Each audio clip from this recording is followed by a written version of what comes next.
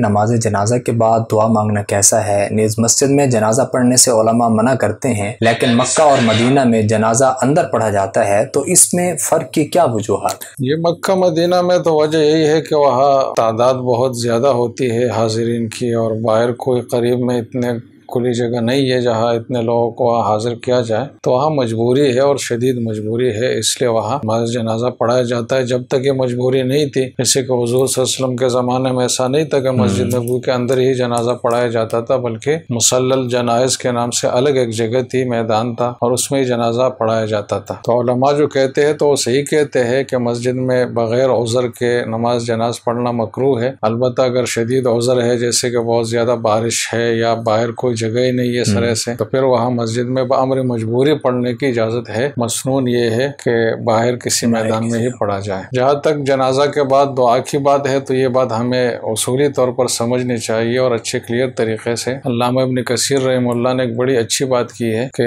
کسی چیز کے بارے میں تو فرمایا ہے کہ لأنه لو كان خيرا لسبقونا الیہ، کہ اس چیز میں اگر شریعت کا اور ثواب کا اور تعبد کا اور زیادہ بہتر ہونے کا کوئی پہلو اگر ہوتا تو صحابہ کرام ہم سے بہت پہل کر لیتے اس چیز کی طرف، اور وہ بہت اہتمام سے یہ چیز انجام دیتے۔ تو جنازہ کوئی نئی چیز تو نہیں ہے، حضور صلی اللہ علیہ وسلم کے زمانے میں خود انہوں نے جنازے پڑھائے ہیں، ان کی موجودگی میں باقی صحابہ نے بھی پڑھائے ہیں، پھر ان کے وصال کے بعد صحابہ نے پڑھائے ہیں، پھر تابعین، مجتہدین، تو کسی سے بھی یہ منقول نہیں ہے جیسے کہ آج کل رائج ہے کہ جنازے کے بعد ایک اجتماعی دعا باقاعدہ فوراً کی جاتی ہے، تو اس لیے اس کو ممنوع کہا جاتا ہے اور اس کو بدعت کہا جاتا ہے، تو اس سے بچنا ضروری ہے، لازم ہے۔ خود جنازہ ہی دعا پر مشتمل ہے اور اکثر حصہ جنازہ کا دعا ہی ہے۔ مزید یہ ہے کہ اس خاص کیفیت پر اگر نہ ہو، کوئی دل ہی دل میں میت کے لیے دعا کرے، مسلسل کرے، بعد میں کرے، کسی بھی وقت کرے